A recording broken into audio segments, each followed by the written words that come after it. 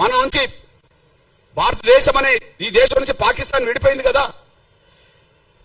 విడిపోవడానికి ఆ విశ్వాసం సంబంధించిన వాళ్ళు ఎక్కువ మంది కావడమే కదా. మరి ఆ విశ్వాసంలోకి ఎక్కువ మంది పోవడానికి కారణం ఏంది?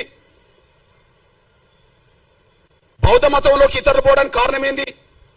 క్రైస్తవ మతంలోకి ఇతరులు పోవడానికి కారణం ఏంది? కారణాలు పరిశీలించాలి కదా. హిందూ ధర్మం, సనాతన ధర్మం పురాతనమైంది కదా. మన భారతదేశానికి హిందూ ధర్మం, సనాతన ధర్మం పురాతనమైంది కదా. పురాతనమైన ధర్మం మన భారతదేశ ఎల్లలు దాటి ఇతర దేశాల ప్రజలు ఎందుకు ప్రభావితం చేయలేకుండా పోయింది? ఏ లోపం ఉన్నది? ఏ లోపం ఉన్నది? పురాతనమైంది కదా. సనాతన ధర్మం తర్వాతనే లేదా హిందూ విశ్వాసం తర్వాతనే క్రైస్తవం వచ్చింది కదా.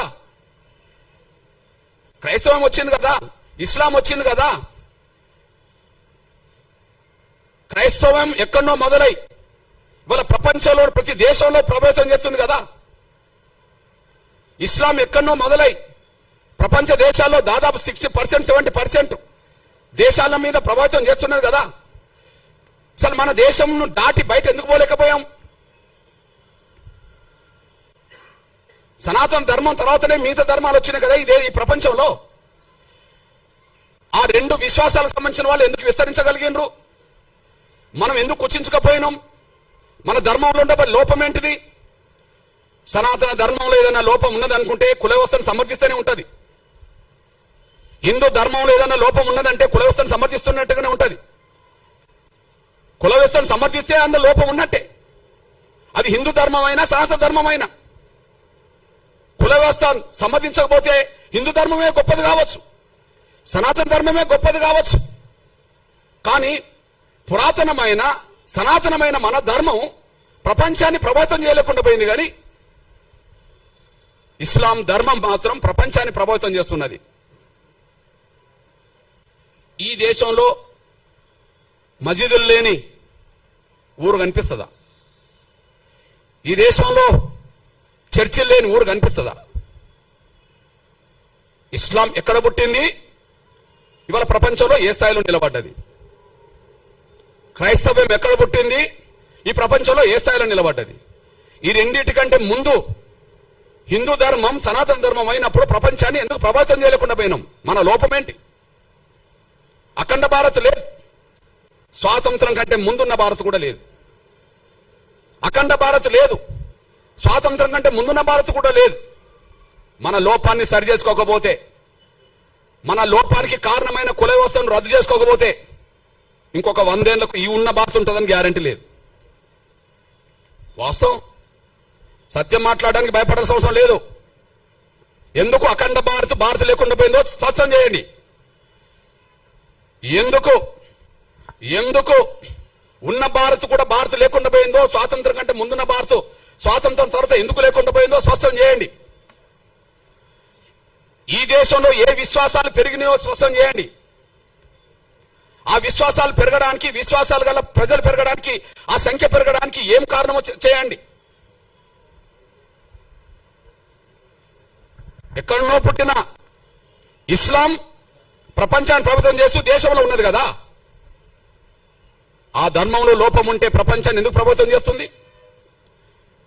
క్రైస్తవ ధర్మంలో లోపం ఉంటే ప్రపంచాన్ని ఎందుకు ప్రభావితం చేస్తున్నది? మన ధర్మంలో సత్యం ఉంటే ఎందుకు బయటికి వెళ్ళలేకుండా పోయినాం? మన లోపానికి కారణం ఏంది? ఈ దేశ వ్యవస్థలో, మన ధర్మంలో కుల వ్యవస్థను ఎప్పుడైతే సమర్థించడం మొదలు పెట్టామో అక్కడి నుంచి ఒక మాయను మచ్చగా, ఈ కుల వ్యవస్థలో అందరూ సమానం కాదనే భావనతో ప్రత్యేకంగా దళితులను మనుషులుగా చూడకుండా వివక్షతగా, అంటరాని వాళ్ళుగా చూడడం వల్ల ఎవరొచ్చి మా ధర్మం గొప్పదని ప్రచారం చేస్తే, ఎవరొచ్చి మా ధర్మంలో సమానత్వం ఉన్నదని ప్రచారం చేస్తే, ఎవరొచ్చి మా ధర్మంలో అసమానతలు లేవని ప్రచారం చేస్తే, అసమానతలు గురవుతున్న వర్గాలు సమానత్వం దిశగా అడుగులేయడం కోసం ఎన్నో మార్గాలు ఎన్నుకున్నారు. ఇక్కడ మీ అన్నగా చెప్తున్నా నేను, 1950 ఆర్డర్, రాష్ట్రపతి ఆర్డర్ రాజ్యాంగ విరుద్ధం కదా. రాజ్యాంగ విరుద్ధంతో పాటు అది వివక్షత కదా. రాజ్యాంగ విరుద్ధం ఎందుకంటున్నా? భారత రాజ్యాంగంలో ఆర్టికల్ 25 ఉన్నది కదా. ఆర్టికల్ 25 ఏం చెప్తుంది? ఈ దేశ పౌరులకు వాళ్ళు ఇష్టమున్న మతాన్ని ఎన్నుకోవచ్చు, వాళ్ళు ఇష్టమున్న మత విశ్వాసాలు కలిగి ఉండవచ్చు అని చెప్పి ఆర్టికల్ 25 చెప్తున్నది కదా. ఆర్టికల్ 25 చెప్తున్నది కదా. అదే సమయంలో ఆర్టికల్ 14, 15 ఏం చెప్తున్నది? సమానత్వం హక్కు అని చెప్తున్నది కదా. లింగపరంగా, మతపరంగా, కులపరంగా వివక్ష ప్రదర్శించొద్దు, భారతీయులందరి పట్ల సమానంగా చూడాలని చెప్పి ఆర్టికల్ 14, 15 చెప్తున్నది కదా. మత స్వేచ్ఛ ఉన్నది, సమానత్వం అందరినీ సమానంగా చూడమని ఉన్నది. మరి ఇప్పుడు దళితులు మాత్రమే క్రైస్తవ మతంలో తీసుకుంటే ఎస్సీ హోదా రద్దు అవుతుందని ఎట్లా ఆర్డర్ వస్తుంది? దళితులు మాత్రమే క్రైస్తవ మతం తీసుకుంటే ఎస్సీ హోదా రద్దు అవుతుందని చెప్పి ఎట్లా ఆర్డర్ వస్తుంది? ఆ ఆర్డర్ను సమర్థిస్తూ ఎట్లా తీర్పు వస్తుంది? నేను ఎందుకు ఈ మాట మాట్లాడుతున్నంటే, ఈ దళిత వర్గం నుంచి ఇప్పటికీ భక్తులే, ఈ దళిత వర్గం నుంచి ఎవరన్నా క్రైస్తవ మతంలో చేరుకుంటే ఇప్పటికీ భక్తులే.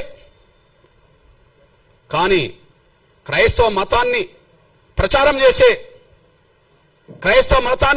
చేసే పెద్ద పెద్ద మిషనరీ సంస్థలు ఉన్నత వర్గాలు,